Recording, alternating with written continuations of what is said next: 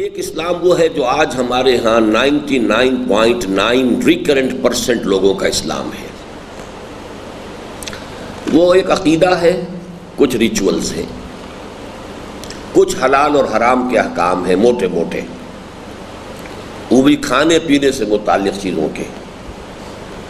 سور حرام ہے، وہ ہمارے نزدیک گالی ہے. شراب حرام ہے، جو پیتے ہیں وہ بھی جانتے ہیں کہ حرام ہے.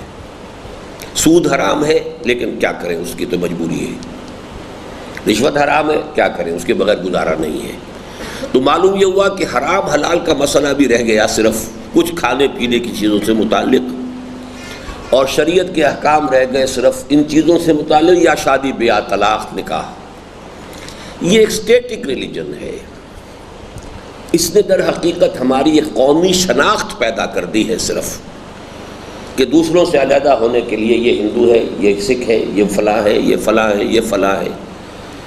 تو ایک قومی شناخت تو ان چیزوں سے ہو جاتی ہے، یہ مسلمان ہیں. لیکن اس کیفیت میں نفاق کا کوئی سوال نہیں. نفاق کائے کے لیے آئے گا انسان؟ جب ڈیمانڈ ہی اتنی ہے تو نفاق کا کیا سوال؟ تو پہلی بات تو یہ سمجھ لیجئے کہ نفاق کا جو قرآن کے اندر جو تذکرہ ہے، اور بالخصوص جو ہم نے اس منتخب نصاب میں پڑھا ہے، اس کا سارا تعلق ڈائنامک کانسیپٹ آف اسلام سے ہے. یعنی اسلام نہ صرف یہ چاہتا ہے کہ نماز پڑھو، روزے رکھو، بلکہ اسلام یہ چاہتا ہے کہ اس نماز اور روزے سے جو قوت تمہیں حاصل ہو، اخلاقی، روحانی، اس کو استعمال کرو نظام کو ختم کرنے میں، باطل نظام کو اور نظام حق کو قائم کرنے. یہ ہے فرق اس اسٹیٹک اسلام اور ڈائنامک اسلام. یہ ڈائنامک اسلام جو ہے یہ کچھ تقاضے رکھتا ہے. نظام کو بدلنے کے لیے ظاہر بات ہے کہ جان، مال، اس کی قربانی، سب سے پہلے وقت کی قربانی. اینڈ ٹائم از منی.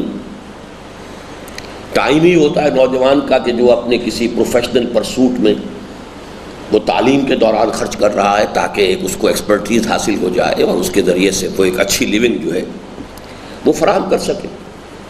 پھر وہی ٹائم ہے اس کے پاس. ڈاکٹر ہے تو وہی ٹائم ہے جس سے وہ پیسے بنا سکتا ہے. انجینئر ہے تو وہی ٹائم ہے جس کو بیچے گا، کسی فرم کے ہاتھ بیچے گا یا اپنی پرائیویٹ پریکٹس کرے گا.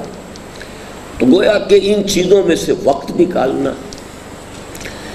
پھر یہ کہ مزید اس میں سے اور خرچ کرنا. پہلے تو آمدنی کم ہو گئی، اب اس میں سے اور خرچ بھی کرو. اب وہ جماعتی تقاضے ہیں، دین کی دعوت کے تقاضے ہیں، جہاد فی سبیل اللہ کے تقاضے ہیں، یہ ڈبل. پھر اس میں یہ کہ اس حد تک جیسا کہ میں بیان کر چکا ہوں آپ کے سامنے کہ وہ حقوق کا سارا تصور ہی تلپٹ ہو گیا. اسٹیٹک اسلام کے اندر والدین کے حقوق بہت بڑی شے ہے. آج کل بحث چل رہی ہے سائمہ کیس کے اندر کہ والدین کا تو ہر حکم ماننا چاہیے سوائے اس کے کہ جو شریعت کے خلاف ہو. اچھا، بیوی کے حقوق ہیں شوہر پر، شوہر کے حقوق ہیں بیوی پر، اور اولاد کے حقوق. اب یہ حقوق ہے. اسٹیٹک اسلام میں حقوق کا تصور، حقوق و لباس کا صرف یہیں تک ہے. اس سے اگر بہت اونچا کسی کا جو مورل لیول اونچا ہو جائے تو پڑوسی کے حقوق، شہریت کے حقوق یا شہریت کے فرائض، یہ اور آگے پہنچ جائے گی بات. لیکن اس ڈائنامک اسلام میں پہلی بات ہے، اصل حق، پہلا حق اللہ کا، اس کے دین کا ہے. ایٹ دی کاسٹ آف بقیہ تمام حقوق آپ کو یہ کام کرنا پڑے گا. اپنے نفس کا حق بھی مارنا پڑے گا. فاقہ اگر آ رہا ہے تو اس کا مطلب ہے آپ نے اپنے نفس کا حق جو ہے وہ مارا ہے. آپ کو اپنے اولاد کے حقوق مارنے پڑیں گے، اپنی بیوی کے حقوق مارنے پڑیں گے. وہ چاہتی ہے کہ میرے ساتھ زیادہ وقت گزاریں، آپ اپنے پروفیشن میں ہیں یا پھر کسی اور جا کے کسی اجتماعات میں اور اس میں اور اس میں لگ جاتے ہیں. تو ہم سے کیا سروکار ہے؟ ہمارے گھر پہ تو آپ کا وقت گزرتا نہیں، بچوں کے اوپر آپ کا وقت نہیں گزرتا. یہ ساری چیزیں ہیں کہ جس سے پرابلم پیدا ہوتا ہے ایک شخص کے لیے. اب اصل بات کیا ہے جو میں نے پہلے بیان کی ہے کہ اگر تو ایک آدمی نے ایک بڑا کلیئرلی فیصلہ کر لیا پرائرٹیز کا، دس از پرائرٹی نمبر 1، دین اور اقامت دین کی جد و جہد پرائرٹی نمبر 1. اس کے بعد جو ہو جائے سب سے اچھا، جتنا اچھے سے اچھا ہو جائے کوئی پرواہ نہیں، but this is the priority number 1. پھر اس میں ایک نظم کی پابندی کے ساتھ، یہ نہیں کہ وہ آدمی خود طے کر لے پرائرٹی ہے اقامت دین کی جد و جہد، اور اس میں کسی نظم سے وابستہ ہو کر رخصت کبھی درکار ہوگی تو اس نظم سے لی جائے گی کہ یہ میرا پرابلم ہے، یہ مسئلہ ہے. یہ نہیں کہ از خود فیصلہ کر لیا جائے. از خود فیصلہ کر لیا تو پھر آپ نظم میں ہے ہی نہیں. وہ تو پھر وہی ہے کہ I am the master of my own decisions. پھر وہ جماعت نہیں ہے. جب آپ اپنے فیصلے کے خود مختار ہو گئے تو جماعت تو نہ ہوئی. ان دو چیزوں کے ساتھ جب زندگی انسان گزارتا ہے تو جیسا کہ بات آپ نے سمجھ لی کہ جب تک تو وہ طے ہے پرائرٹی نمبر 1 یہ ہر چے بادہ بات، اب جو ہو سو. اگر اس میں ذرا بھی کمی ہے، اور اسی کمی کو پھر کہا گیا وَلَٰكِنَّكُمْ فَتَنْتُمْ أَنفُسَكُمْ. کمی کیوں ہوگی؟ کہ اپنے نفس کی محبت، دنیا کی محبت، مال کی محبت، اولاد کی محبت، بیویوں کی محبت، یا شوہروں کی محبت، یا والدین کی محبت، قوم کی محبت، وطن کی محبت، ان میں سے کوئی محبت بھی اللہ اور اس کا رسول اور اس کی راہ میں جہاد کرنے سے رتی بھر بھی زیادہ ہو گئی. اس کے کیا معنی؟ اب آپ ایک تربص کے اندر مبتلا ہو گئے، جاؤں نہ جاؤں، کعبہ میرے پیچھے ہے، کلیسا میرے آگے، ایمان مجھے روکے ہے تو کھینچے ہے مجھے کفر. ایک طرف احساس فرض پکار رہا ہے، نظم کا تقاضا ہے، دوسری طرف عافیت ہے. وہی جو مجھے بہت ہی پسند ہے اشعار جو میں نے آپ کو سنائے ہیں فیض کے بار بار، کہ تنہا نہیں لوٹی کبھی آواز جرس کی. گھنٹی بجے تو جیسے ہی گھنٹی کی آواز مجھ تک پہنچی، اس کا جو واپس آنا ہے اس کے ساتھ ہی میں بھی آ گیا ہوں.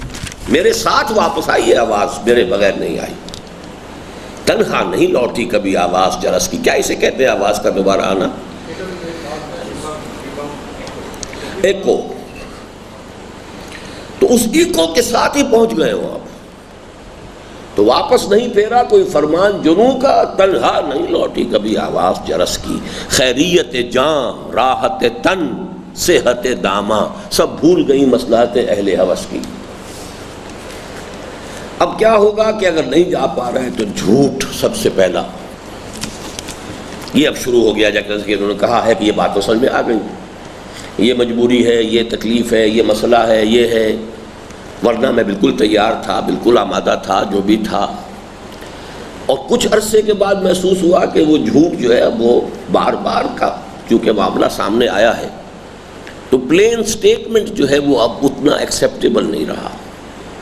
It has to be fortified by swearing. یہی وجہ سورہ منافقون میں آپ دیکھیں پہلی آیت میں لفظ آیا ہے کاذبون، دوسری میں آیا ایمانہم. اذا جاءک المنافقون قالوا نشهد انک لرسول اللہ واللہ یعلم انک لرسولہ واللہ یشہد ان المنافقین لکاذبون. اتخذوا ایمانہم جنتا فصدوا عن سبیل اللہ. انہوں نے اپنی قسموں کو ڈھال بنا لیا ہے اور اللہ کے راستے سے رک گئے ہیں. آگے جو تیسرا سٹیج آتی ہے وہ عداوت کیوں ہوتی ہے، اس کو میں چاہتا ہوں کہ اچھی طرح آپ سمجھ لیں. ایک بات تو بار بار میں نے آپ سے کہی ہے کہ فرض کیجئے کوئی سچویشن ایسی ہے جیسی کہ فرض کیجئے مجھے یاد ہی آ گیا، فرض کیوں کیجئے سچویشن ہے پریکٹیکل ہسٹوریکل واقعہ ہے کہ جب حضور نے کہا صلح حدیبیہ کے موقع پر کہ اٹھو احرام کھول دو، کوئی بھی نہیں اٹھا، تو اب سب برابر ہو گئے نا. کوئی شخص دوسرے کو ایکیوز نہیں کر سکتا کہ تم منافق ہو یا تم نے رسول کی بات ماننے سے ابا کیا ہے، اعراض کیا. سب ایک جیسے، کچھ لوگ اٹھ جاتے کچھ لوگ رہ جاتے. تو اب جو اٹھ گئے وہ کانسپیکوس ہو گئے کہ they have responded positively to the call of the prophet. اور جو رہ گئے ان کو ایک گویا کہ مقام متعین ہو گیا کہ یہ رہ گئے قاصر ہیں، کوتاہی کی ہے. ان کے اندر ایک جذبہ پیدا ہوگا کہ ان کی وجہ سے ہم نمایاں ہوئے ہیں. پہلی بات تو یہ ہے. سبھی بیٹھے رہتے کوئی کانسپیکوس ہوتا ہی نہ. یہ بڑھ بڑھ کر، اور جب بھی کوئی تقاضا آتا ہے آگے، اس کی وجہ سے جو ہماری سست روی ہے وہ ظاہر ہو رہی ہے. ہمیں بہانے بنانے پڑ رہے ہیں، ہمیں جھوٹ بولنا پڑ رہا ہے. اس کی وجہ سے ان کے اندر ان سے دشمنی پیدا ہوئی. اس دشمنی کا سب سے زیادہ نمایاں اظہار ہوا ہے کہ انہیں احمق اور بے وقوف قرار دیا انہوں نے. وَإِذَا قِيلَ لَهُمْ آمِنُوا كَمَا آمَنَ النَّاسُ قَالُوا أَنُؤْمِنُ كَمَا آمَنَ السُّفَهَاءُ.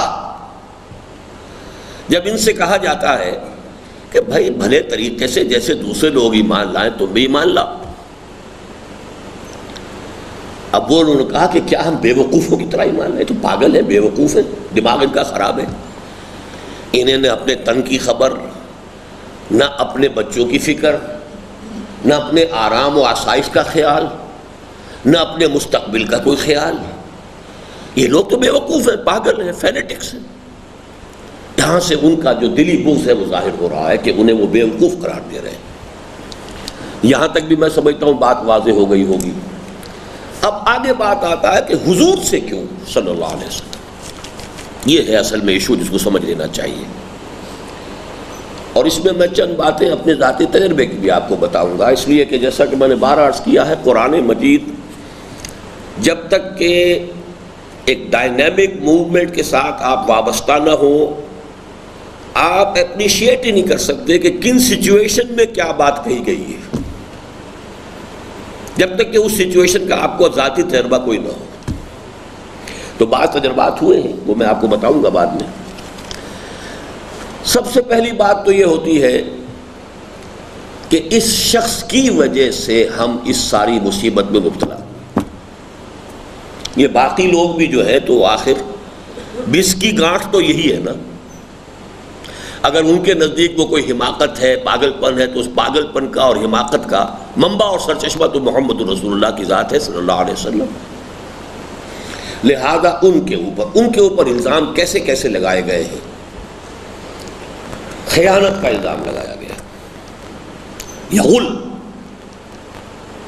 ما کان لنبی ان یغل. سورہ انفال کے الفاظ نوٹ کیجئے. مال غنیمت کے ضمن میں سورہ انفال میں ہے یا آل عمران میں ہے؟ آل عمران میں الزام لگا دیا گیا کہ خیانت کی. مال غنیمت میں سے کچھ روایات مختلف ہیں. چادر کوئی بہت قیمتی تھی وہ چھپا لی ہے حضور نے، معاذ اللہ معاذ اللہ معاذ اللہ. بیوی پر تہمت لگائی جا رہی ہے. ایک منافق کھڑے ہو کے کہتا ہے اے دل یا محمد، جب کبھی آپ تقسیم کر رہے تھے کوئی مال غنیمت یا کوئی چیز، اے محمد عدل کرو. اور اس پر حضور کو بھی طیش آیا ہے، ان لم اعدل فمن یعدل. اگر میں عدل سے کام نہیں لوں گا تو کون لے گا. تو یہ فوری ایک رسپانس ہے، بالکل جس کو آپ کہتے ہیں ریفلیکس ایکشن. لیکن یہ آیا ہے. اس سے آگے بڑھ کر جو میں اپنے ذاتی تجربے بتا رہا ہوں، میرے ایک ساتھیوں میں سے قمر سعید قریشی صاحب ہیں، آپ میں سے اکثر لوگ ان سے واقف ہوں گے. ان کے والدین بھی وہ اسٹیٹک اسلام کے اعتبار سے بڑے نیک مسلمان. ان کے اندر بھی نماز روزہ یہ وہ سارا کچھ، اور مجھ سے بھی انہیں دلچسپی پیدا ہو گئی. درس اچھا دیتا ہے، بہت اچھی بات بیان کر رہا ہے. جب وہ آ گئے تنظیم میں اور انہوں نے رشوت چھوڑ دی. اب رشوت وہاں جس شعبے میں وہ کام کرتے ہیں وہ رشوت کہلاتی نہیں، کمیشن کہلاتا ہے. وہ تو یہ پی ڈبلیو آئی اور آئی او ڈبلیو جو ہوتے ہیں ریلوے میں، انسپیکٹر آف ورکس، تو یہ لوگ جو ہے اوور سیئر ہوئے، ایس ڈی او کا کمیشن ہوتا ہے. وہ رشوت تو سمجھتے ہی نہیں کہ بل ہے ٹھیکیدار کا، اس کی اتنی پرسنٹیج جو ہے وہ جائے گی. جب وہ پرسنٹیج آتی تھی، ان کے صرف چولہے کا، باورچی خانے کا خرچ 3000 روپے ماہانہ تھا، جبکہ تنخواہ ان کی ہوگی 500-600 روپے مہینہ. یہ سن 72 کی بات کر رہا ہوں میں. کراچی میں وکٹوریا روڈ پر ایک ہوٹل ہے، اس میں ان کا ایک کمرہ پرماننٹلی بکڈ رہتا تھا آن منتھلی بیسس. عیاشی کے لیے کراچی جانا ہر مہینے یہ طے تھا. چونکہ یہاں کے لوگ زیادہ واقف یہ وہ تو ذرا اس سے ہٹ کر کراچی جا کر بائی ایئر جانا، اور وہ عیاشی کے لیے ان کی ایک وزٹ، اور منتھلی بیسس پر ہوٹل میں کمرہ بکڈ. ان دو چیزوں سے آپ سمجھ لیجئے کہ ان کے کیا للے تللے اور کیا عیاشیاں اور کیا اب گھر والے بھی خوش ہیں، حلوہ مانڈا پراٹھے ہر شے ہر چیز ہر طرح کی جو ہے سہولتیں ہیں۔ جب وہ آئے تنظیم میں اور طے کیا نہیں، سب سے بڑھ کر دشمن میرے جو ہیں ان کے والدین بن گئے، خاص طور پہ والد نیک فوت ہو چکے ہیں، اللہ معاف کرے انہیں، میں نے ہی ان کی نماز جنازہ بھی پڑھائی ہے۔ اس حد تک کہ جب ایک مرتبہ ان کا قمر سعید صاحب کا ایک بچہ فوت ہو گیا، ایکسیڈنٹل ڈیتھ تھی، رمضان کا مہینہ تھا، روزہ افطار کرتے ہوئے کھجور کھا رہا تھا کہ کھجور کی گٹھلی جو ہے وہ کہیں ہوا کی نالی میں چلی گئی، اور وہ سخت کنورشنز کے ساتھ وہ میرے پاس دوڑ کر آئے، گاڑی نہیں تھی وہاں، گاڑی پر ہم لے کر گئے، لیکن یہ کہ آپریشن تھیٹر میں جانے سے پہلے ہی ایکسپائرڈ۔ اس موقع پر ان کے والد نے کھڑے ہو کر مجھ سے کہا گھر پر آپ ہمارے گھر میں مت آیا کریں۔ اتنی دشمنی ہو گئی، کیوں ہو گئی؟ مجھ سے دشمنی کیوں ہوئی؟ اس کو اچھی طرح سمجھ لیجیے۔ اب ظاہر بات ہے کہ والدین ہیں، ان کے اثرات کیا اس شخص پہ نہیں پڑیں گے؟ شاذ لوگ ہوتے ہیں جن پر نہیں پڑیں گے، اسی لیے تو آپ نے دیکھا سورہ عنکبوت میں بھی اور سورہ لقمان میں بھی کہ ہم نے والدین کے حقوق معین کیے ہیں۔ وَلَقَدْ وَصَّيْنَا الْإِنسَانَ بِوَالِدَيْهِ وَوَصَّيْنَا الْإِنسَانَ بِوَالِدَيْهِ حَمَلَتْهُ أُمُّهُ وَهْنًا عَلَىٰ وَهْنٍ وَفِصَالُهُ فِي عَامَيْنِ أَنِ اشْكُرْ لِي وَلِوَالِدَيْكَ إِلَيَّ الْمَصِيرُ وَإِن جَاهَدَاكَ عَلَىٰ أَن تُشْرِكَ بِي مَا لَيْسَ لَكَ بِهِ عِلْمٌ فَلَا تُطِعْهُمَا۔ اب وہاں تو پھر بھی یہ تھا والدین کافر ہیں اور وہ شرک کا حکم دے رہے ہیں، تو بڑا کلیئر کٹ سا معاملہ ہو گیا، لیکن اس وقت بھی صالح اور سلیم الفطرت نوجوانوں کے لیے جان پر بن گئی تھی کہ نہیں؟ سعد ابن ابی وقاص کے لیے مصیبت ہو گئی کہ ماں جو ہے مرن برت رکھ کر پڑی ہوئی ہے کہ میں مر جاؤں گی، لیکن یہ کہ اب کھانا نہیں کھاؤں گی جب تک کہ سعد واپس نہیں آتا۔ اسی طریقے سے اگر ہماری دعوت کی طرف کوئی آئے گا تو سلیم الفطرت ہی آئے گا نا۔ اب اس کو اپنے والدین کا گمان ہوگا کہ نہیں ہوگا کہ ان کے حقوق ہیں، کچھ نہ کچھ تو اثر انداز ہوگا۔ آگے چلیے، ایک صاحب انگلینڈ میں ہماری باتوں سے بہت متاثر ہوئے، میرا ایک وزٹ خاص طور پر انہوں نے ارینج کیا، ٹوٹل خرچہ، میری رہائش کا بندوبست، وہاں کا بڑا اچھا انتظام، اس سے بہتر کوئی ارینجمنٹ میری کسی بھی لندن کی وزٹ کا آج تک نہیں ہوا۔ اچھے کھاتے پیتے آدمی تھے، اس سے زیادہ میں بیان نہیں کرنا چاہتا کہ وہ خام خواہ، وہ چونکہ تنظیم میں نہیں آئے، میں نہیں چاہتا کہ ان کو میں آئیڈینٹیفائی کروں، لیکن تنظیم میں آنے کا فیصلہ کر چکے تھے، تبھی تو یہ سارا کام کیا۔ ان کی اہلیہ ایک لیڈی ڈاکٹر تھی۔ کہیں سوال جواب میں یہ بات بھی آ گئی کہ تنظیم کا جو بھی انقلاب کا معاملہ ہے، اس میں اگر کبھی اسٹیج ایسی آئی کہ پاکستان میں وہ فائنل ایڈوانس جو ہے، فائنل پش، تو پھر تنظیم کے لوگ جو ہیں دوسری جگہوں سے بھی ان کو جانا چاہیے، آنا چاہیے، پھر ہجرت کا مرحلہ آ جائے گا۔ بس اس پر وہ اہلیہ بگڑ گئیں۔ دونوں مہاجر تھے، وہ اہلیہ بھی یہیں سے MBBS کر کے گئی ہیں، لیڈی ڈاکٹر تھیں، لیکن پاکستان میں کچھ بیوروکریسی نے ان کے ساتھ کو ناانصافیاں وغیرہ کی، کچھ بھی کیا مجھے نہیں معلوم، لیکن پاکستان کے نام سے انہیں نفرت ہو چکی ہے۔ انہوں نے کہا اگر اس کا امکان بھی ہے کبھی ریموٹ فیوچر میں بھی، تب بھی اگر تم تنظیم میں جاتے ہو تو پہلے مجھے طلاق دو پھر جاؤ۔ اور لندن میں طلاق دینے کے معنی کیا ہے؟ سیلف میڈ پرسن، اس نے جتنی محنت کی، اپنا بزنس جمایا، اپنا جو بھی کچھ، اس میں سے پہلا حکم تو یہ ہوتا ہے گھر سے تم نکل جاؤ، بیوی رہے گی۔ پوری زندگی میں اولاد بھی ایک بیٹی تھی، وہ بیٹی بھی اسی کے پاس رہے گی، تمہارے پاس کچھ نہیں۔ 1 سال کے بعد پھر یہ سیٹلمنٹ جو ہوگا، 1 سال تک تو تم گیٹ آؤٹ، جہاں چاہو رین بسیرا کرو۔ اس کے بعد یہ کہ شاید ٹوٹل جو بھی تمہاری پراپرٹی اس کا آدھا ہو جائے گا۔ کیسے کریں؟ فیصلہ کن گھڑی آ گئی، کیا کریں؟ اب فیصلہ کرنا پڑتا ہے۔ تو اولاد کی طرف سے، بیویوں کی طرف سے، والدین کی طرف سے، ایک تو خود اپنی پرائرٹیز ابھی فکس پورے طور سے فرض کیجئے نہیں ہوئی۔ اگر تو فرض ہو جائے تو پھر تو ٹھیک ہے، جاتی ہے تو جائے، آدھی جاتی ہے تو آدھی جائے، ہم تو پوری دینے کو تیار ہیں۔ لیکن یہ کہ جہاں وہ صورتحال نہ ہو تو پھر سب سے اگر کسی وجہ سے یہ معاملہ ہو جاتا تو دشمنی سب سے زیادہ کس سے ہوتی؟ کس نے بگاڑا اس خاندان کو؟ یہی ابو جہل نے فریاد کی تھی. آپ کو معلوم ہے بدر سے ایک رات پہلے اس نے بھی دعا کی اللہ سے، وہ بھی اسی اللہ کو مانتا تھا، کسی لات عزا حبل کو کسی کو نہیں پکارا. اللہم اقطعنا للرحم، یہ الفاظ تو یاد کر لیجیے اس کی دعا کو.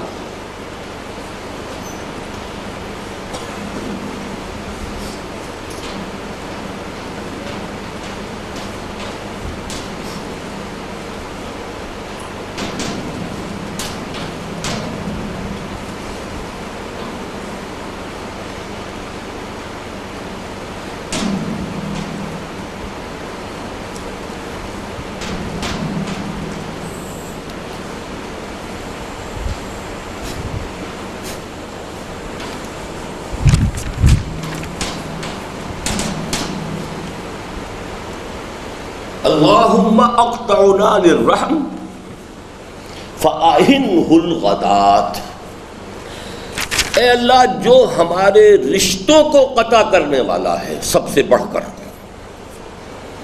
جس نے بیٹے کو باپ سے لڑا دیا، بھائی کو بھائی سے جدا کر دیا، شوہر کو بیوی سے کاٹ دیا، بیوی کو شوہر سے جدا کر دیا. اقطعنا للرحم، رحمی رشتے جس نے کاٹ دیے، جرم تھا اس کے نزدیک. اقبال نے پوری نظم لکھی ہے جبریل کی، اس کی ابو جہل کی فریاد، اور اس نے وہی کہ ہمارے خاندان کا، ہمارے قبیلے کا، ہماری عظمت، ہماری جمعیت، ہماری جو حیثیت تھی اس سب کا اس نے ڈھیلا کر دیا محمد نے.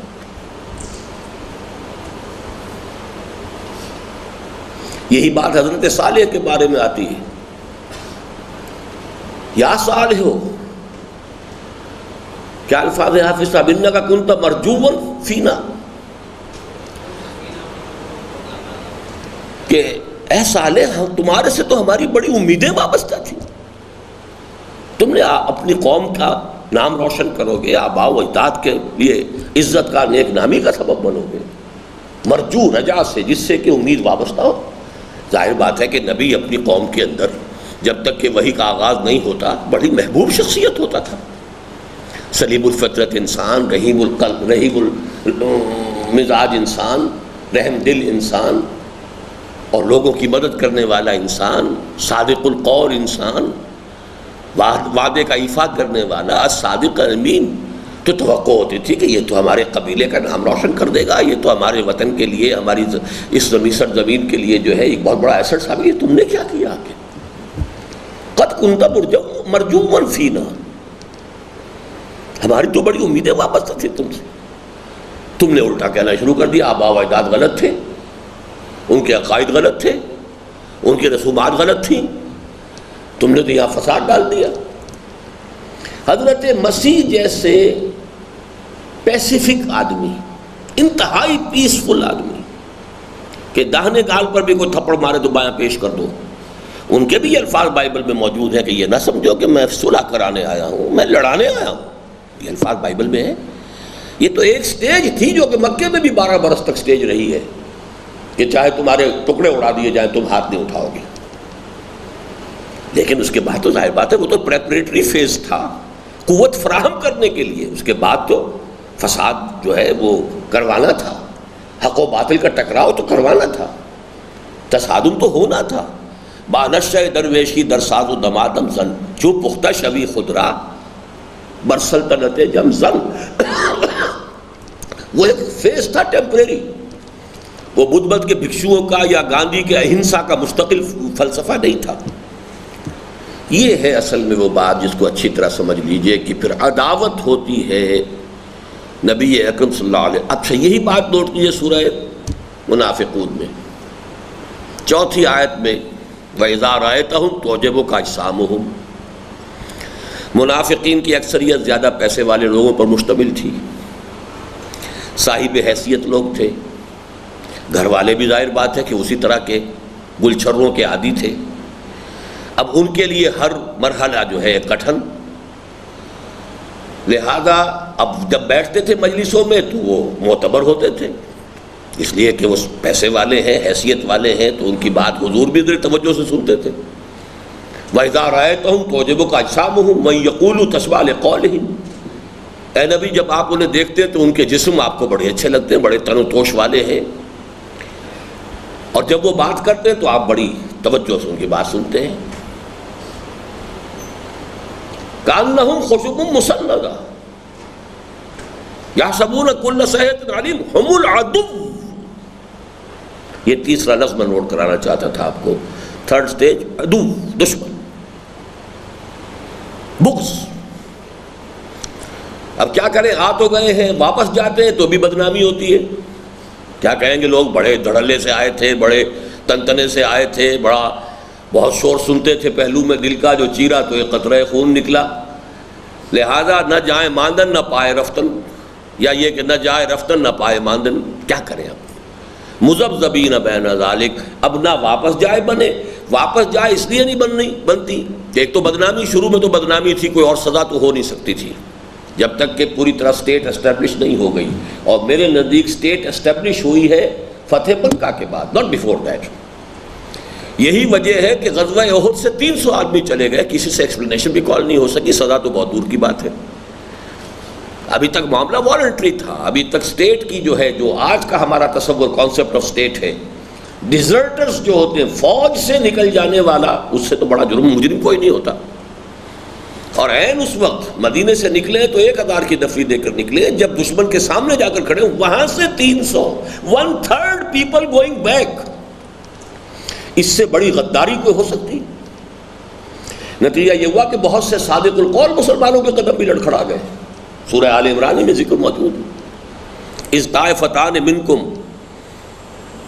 ان تفشلا، وہ تو ان کے بھی اندر کمزوری پیدا ہو گئی تھی، اس لیے کہ جب اتنی بڑی تعداد نکل کر جا رہی ہے تو خود بخود لوگوں کے جو ہے پاؤں ہل گئے کہ پہلے ہی 1/3 تو ہم تھے، وہ 3000 آئے ہیں، ہم 1000 نکال سکے، ان میں سے بھی 300 گئے، تو اب تو 1 اور 4 کی نسبت ہوگی۔ لیکن کوئی کسی سے یہ بھی ثابت نہیں ہے کہ ایکسپلینیشن کال کی گئی، وہ سزا تو دور کی بات ہے، اس لیے کہ سٹیٹ ایکچولی اسٹیبلش ابھی نہیں ہوا تھا۔ فتح مکہ کے بعد سٹیٹ ایکسپٹ وہ جو ہے اسٹیبلش ہوا، اس لیے پھر غزوہ تبوک میں جو نہیں گئے ان سے باس پرس بھی ہوئی، سب کچھ ہوا۔ بعض لوگوں کے نفاق کا پردہ بھی چاک کیا گیا بعد میں، لیکن پہلے نہیں۔ لیکن یہ کہ اگر اسٹیبلش سٹیٹ کے اندر کوئی شخص منافق واپس کفر کی طرف جائے گا تو مرتد ہو جائے گا، مرتد ہوگا تو واجب القتل ہوگا۔ اب جائے کہاں؟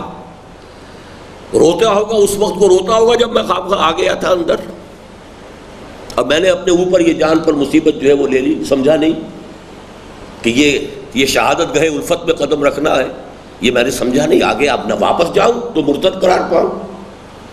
لیکن ظاہر بات ہے تنظیم اسلامی کا مسئلہ اب یہ نہیں ہے کہ کوئی شخص تنظیم سے یا فار دیٹ میٹر کسی بھی جماعت میں آئے جائے، نکلے داخل ہو، اس کے اسلام میں کوئی فرق واقع نہیں ہوتا۔ آنے سے پہلے بھی مسلمان ہے، وہ اسٹیٹک اسلام تو پورا کا پورا ہمارے معاشرے میں ہے، وہ آیا بھی ہے تو اسلام ہی میں سے آیا، ایک خاص مقصد کے لیے، خاص کام کرنے کے لیے، اپنے احساس فرض کو سیٹسفائی کرنے کے لیے وہ آیا ہے، جاتا ہے تب بھی وہ ایسا نہیں ہے کہ اب کفر میں چلا گیا، وہ اسلامی میں جا رہا ہے واپس۔ لہذا وہ پرابلم تو نہیں، بدنامی تو ہوتی ہے نا، اس بدنامی کی پھر یہ شکل ہو سکتی ہے کہ اس امیر پر کوئی الزام لگا دو، یہ اچھا ہے نکل جاؤ۔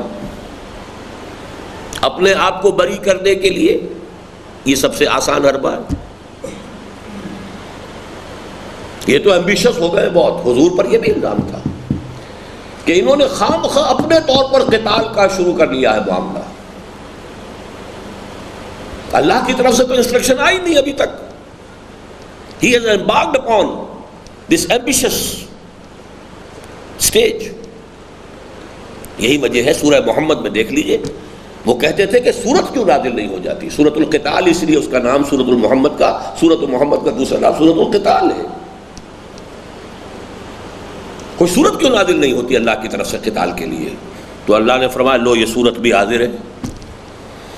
ہمارے نبی نے پہلے بھی جو کچھ کیا تھا وہ ہماری، چاہے وہ وحی خفی تھی یا وحی جلی، اس سے بحث نہیں، بہرحال وحی تھی۔